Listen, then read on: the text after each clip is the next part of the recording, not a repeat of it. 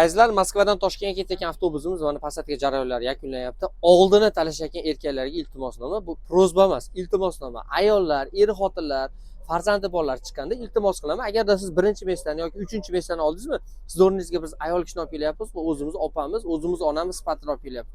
Shuning uchun to'g'ri tushungan holda orqaga o'tib o'tirishlarini iltimos qilamiz. Prosta biz o'zimizni musulmonligimiz uchun, o'zbekligimiz uchun sizlardan iltimos qilyapmiz. Shuning uchun oldi, orqa farqi yo'q. Avtobuslar komfortabilni hammasi bir xilda.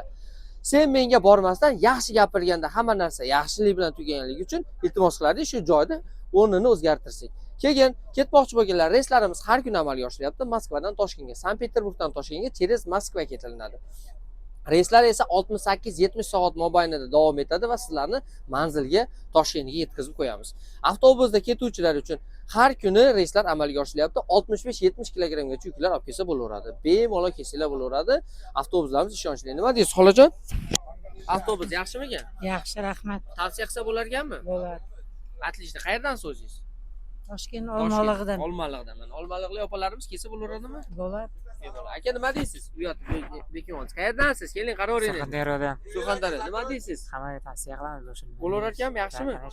Akalar, ukalar, mana shunday komfortabilniy avtobuslar sizlarning xizmatingizda va biz sizlar bilan 24 ga 7 xizmatdamiz. Dokumentida bor muammosi bo'lsa, ular lishniy расход qiladi. Agarda dokumentlar hamma yo'q joyida bo'lsa, hech qanaqa расход yo'q. Tamojniy расходlarimiz bor, 300 rubldan so'mkalarni tushirmaslik uchun. Hammaga rahmat, sog' salomat bo'linglar. E'tiborda sizlar bilan Elga xizmat Ali kanali bo'ldi.